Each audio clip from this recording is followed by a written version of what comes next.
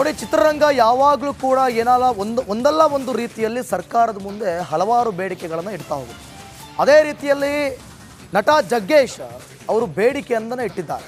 ಅಂದರೆ OTT platform ವಿಚಾರವಾಗಿ ಸರ್ಕಾರದ ವತಿಯಿಂದ ಒಂದು OTT ಫಾರಂ ಮಾಡೋಕ್ಕೆ CMಗೆ ಮನವಿ ಮಾಡಿಕೊಟ್ಟಿದ್ದಾರೆ. OTT ಪ್ಲಾಟ್ಫಾರ್ಮ್ ಸರ್ಕಾರ ಮಾಡಿದರೆ ನಿಮ್ಮ ಹೆಸರಿರುತ್ತೆ, ಹೊಡೆದ್ರೆ ಆನೆ ಹೊಡಿರಿ, ಜಿರ್ಲೆ ಪರ್ಲೆ ಎಲ್ಲ ಉಪಯೋಗ ಇಲ್ಲ ಅಂಥೇಳಿ ಬೆಂಗಳೂರಲ್ಲಿ CM ಸಿದ್ದರಾಮಯ್ಯಗೆ ನಟ ಜಗ್ಗೇಶ್ ಮನವಿ ಮಾಡಿಕೊಂಡಿದ್ದಾರೆ. ಥಿಯೇಟರ್ ಸಮಸ್ಯೆಯನ್ನು 10 ನಿಮಿಷದಲ್ಲಿ ಪರಿಹಾರ ಮಾಡಿದ್ರಿ, ಹಿರಿಯ ಕಲಾವಿದರಿಗೆ ತಿಂಗಳ ಸಹಾಯ ಮಾಡಿ ಅಂಥೇಳಿ ಮನವಿಯನ್ನು ಮಾಡಿಕೊಂಡಿದ್ದಾರೆ. ಒಟ್ಟಲ್ಲಿ OTT ಪ್ಲಾಟ್ಫಾರ್ಮನ್ನು ಸರ್ಕಾರದ ವತಿಯಿಂದ ಮಾಡಿಕೊಡಿ, ಅದನ್ನು ಮಾಡಿದ್ರೆ ನಿಮ್ಮ ಹೆಸರಿರುತ್ತೆ ಅಂಥೇಳಿ ಬೆಂಗಳೂರಿನಲ್ಲಿ ನಟ ಜಗ್ಗೇಶ್ ಮನವಿ ಮಾಡಿಕೊಂಡಿದ್ದಾರಂತೆ. ನೋಡೋಣ.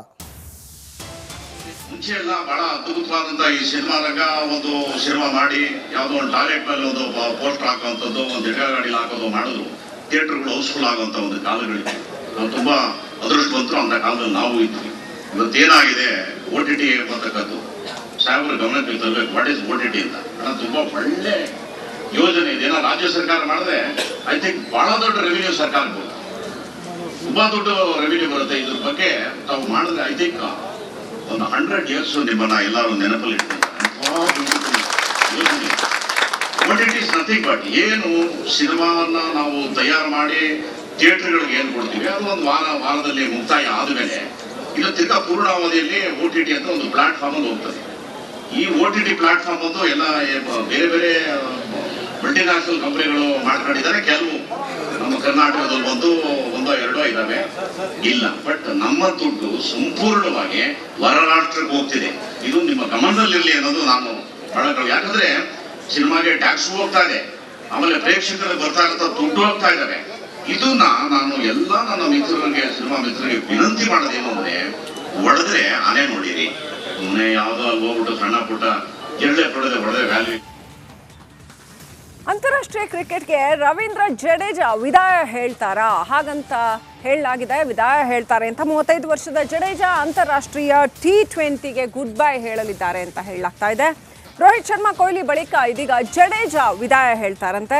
74 ಪಂದ್ಯಗಳನ್ನಾಡಿ 54 ವಿಕೆಟ್ ಪಡೆದಿರೋ ಜಡೇಜಾ 515 ರನ್ಗಳನ್ನು ಪಡೆದಿದ್ದಾರೆ. ಭಾರತದ ಪರ ನಾನಾ ಉತ್ತಮ ಪ್ರದರ್ಶನ ನೀಡಿದ್ದೇನೆ, T20 ವಿಶ್ವಕಪ್ ಗೆದ್ದು ಕನಸನ್ನು ನನಸಾಗಿಸಿಕೊಂಡಿದ್ದೇನೆ ಅಂತ ಅವರ ಭಾವನೆಯನ್ನು ತಿಳಿಸಿದ್ದಾರೆ.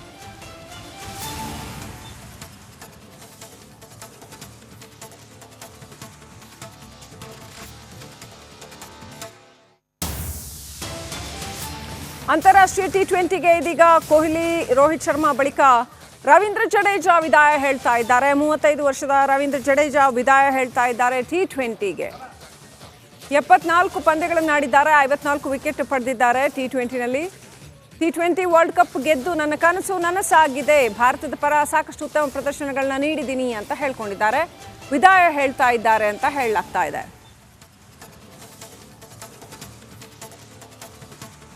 T20ಗೆ ಆಲ್ರೆಡಿ ಕೊಹ್ಲಿ ವಿದಾಯ ಹೇಳಿದ್ರು. ನಿನ್ನೆ ಅಷ್ಟೇ ವರ್ಲ್ಡ್ ಕಪ್ ಗೆದ್ದಿರ್ತಕ್ಕಂಥದ್ದು. ಈ ಸಂದರ್ಭದಲ್ಲಿ ರವೀಂದ್ರ ಜಡೇಜಾ ಕೂಡ ವಿದಾಯ ಹೇಳ್ತಾ ಇರುವಂಥದ್ದು ರವೀಂದ್ರ ಜಡೇಜಾ ಹಾಗೂ ಇಂಡಿಯನ್ ಕ್ರಿಕೆಟ್ ಅಭಿಮಾನಿಗಳಿಗೆ ಕೊಂಚ ನಿರಾಸೆ ಮೂಡಿಸಿದೆ.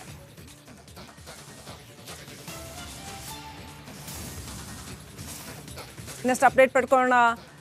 ಪ್ರತಿನಿಧಿ ಸುಮಾ ಕನೆಕ್ಟ್ ಆಗಿದ್ದಾರೆ ಡೆಸ್ಕ್ನಿಂದ. ಸುಮಾ, ರವೀಂದ್ರ ಜಡೇಜಾ ಕೂಡ ವಿದಾಯ ಹೇಳ್ತಾರೆ ಅಂತ, ಕೊಹ್ಲಿ, ರವೀಂದ್ರ ಜಡೇಜಾ ಹೀಗೆ ಸಾಕಷ್ಟು ಒಳ್ಳೊಳ್ಳೆ ಆಟಗಾರರೆಲ್ಲ ವಿದಾಯ ಹೇಳ್ತಾ ಇರೋದು ಎಲ್ಲೋ ಒಂದು ಕಡೆ ಭಾರತೀಯ ಕ್ರಿಕೆಟ್ ಅಭಿಮಾನಿಗಳಿಗೆ ಸ್ವಲ್ಪ ನಿರಾಸೆ ಮೂಡಿಸಿದೆಯಾ ಅಂತ?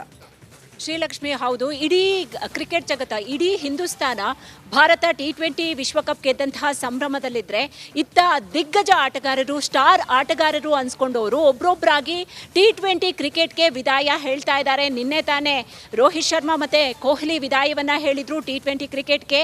ಅದೇ ರೀತಿ ಇವತ್ತು ರವೀಂದ್ರ ಜಡೇಜಾ ತಮ್ಮ ಅಭಿಮಾನಿಗಳಿಗೆ ಶಾಕ್ ಅನ್ನು ಕೊಟ್ಟಿದ್ದಾರೆ. ಅವರೂ ಕೂಡ T20 ಕ್ರಿಕೆಟ್ಗೆ ವಿದಾಯವನ್ನು ಹೇಳಿದ್ದಾರೆ.